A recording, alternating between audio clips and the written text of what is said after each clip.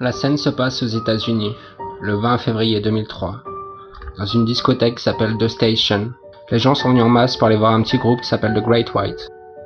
Sur les 462 personnes présentes ce soir, 100 vont mourir, brûlés vifs ou asphyxiés. Comment? Regardez par vous-même.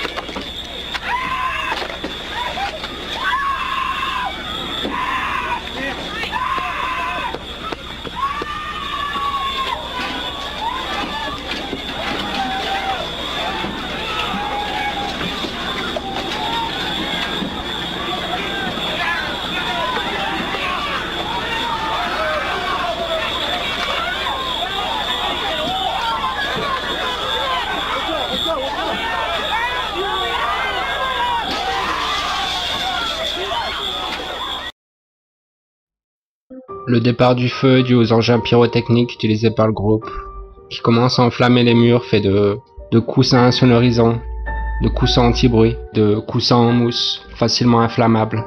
Au bout de 30 secondes, la scène est déjà totalement embrasée. Les gens commencent à réaliser, commencent à sortir, tout doucement. Les familles des victimes pensent que le caméraman est responsable d'avoir obstrué la voie, responsable de n'avoir rien fait, si ce n'est de filmer. Je vous laisse seul juge. En l'occurrence, il a été disculpé de toute charge, parce que c'est pas lui le responsable. Le responsable, c'est surtout le manager du groupe, un certain M. Beatle, qui a jugé bon d'utiliser des feux d'artifice, des engins pyrotechniques, pour que l'ambiance soit meilleure. Mais le responsable, c'est aussi le propriétaire du club. En l'occurrence, ils sont deux, Jeff et Michael Ryder, responsables de ne pas s'être mis aux normes, qui n'avaient pas adopté de système de sprinkler. Mais comment 100 personnes peuvent perdre la vie sur 462 présentes dans un endroit comme celui-là? La solution est simple, c'est parce qu'il n'y avait qu'une seule issue de secours et qu'elle n'était pas disponible.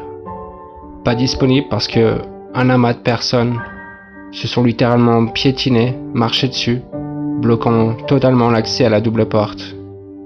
Comme on le voit sur ces images, il y a de l'espace à l'extérieur, il n'y en a absolument aucun à l'intérieur.